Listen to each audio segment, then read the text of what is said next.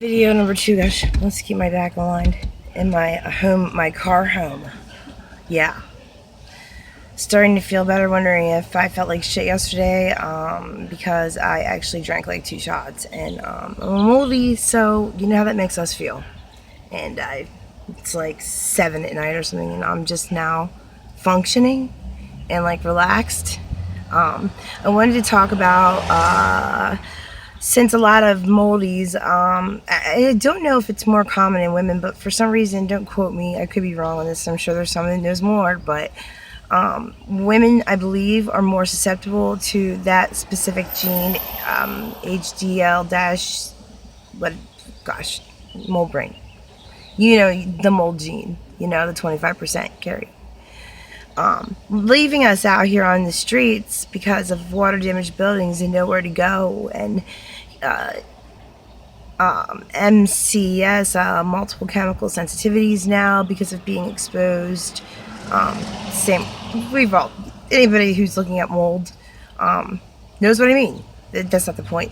The point of this video is vulnerabilities, being almost as if you're disabled. The disabled are commonly targeted for scams and abusers and sex offenders and you name it, bad and dark. They see it in you somehow.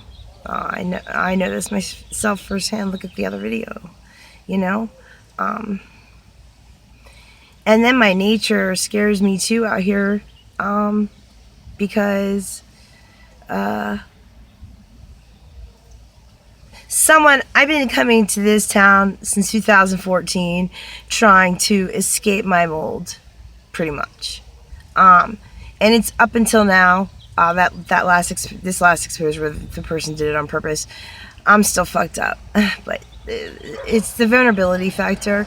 I can tell you that within 1 week of being here, I had someone who I thought was my friend, literally send him a cease and desist for nonstop sexual advances over and over and over again. No matter what, no matter how many chances you try to explain that these men have daughters, and this is how they are. And I guess I must come off as super pathetic, through a very weird thing, which I think is kind of karmic. But I ended up meeting a millionaire. Well, I already knew him, but I didn't know he was a millionaire.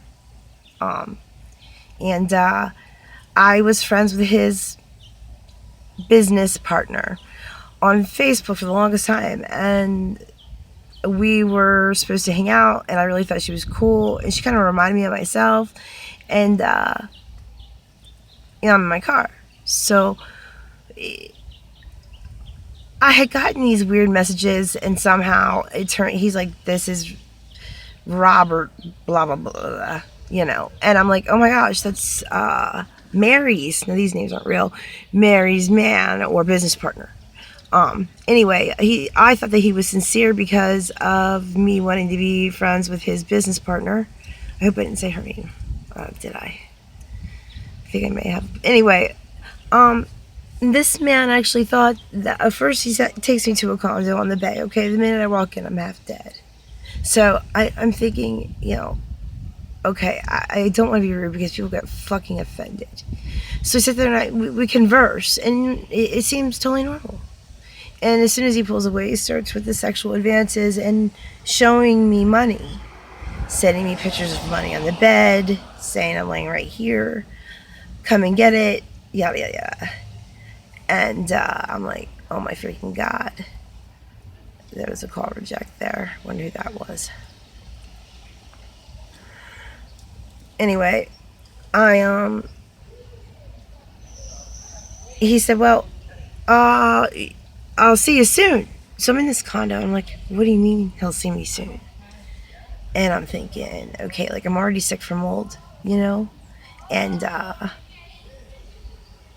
no. The idea that I'm so desperate, that a personality of that type, with that a large sum of money that they have, to think, I explained to him that I am a human being, that I'm not up for sale for him, that I'm not willing to. I thought you. I mean, I'm sick. I need help. People. I mean, I feel very sorry for women on the streets if this is how you have to live. I'm a tough girl. Much tougher than I can imagine some of the people out here.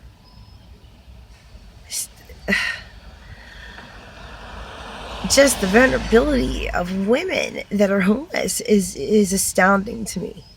Um, Getting like a real view of it, and not clouded by alcohol. Like Ocean City, usually I drink here, but wow, is it totally different when you don't really. I mean, 2 shots.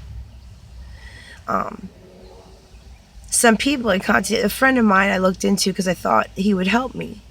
And I found out that he has actually been convicted of rape twice and is now serving 50 years. This man walked up to me in 2014 and we talked and we chatted and we were friends and we stayed in touch, and he presented something so different to me.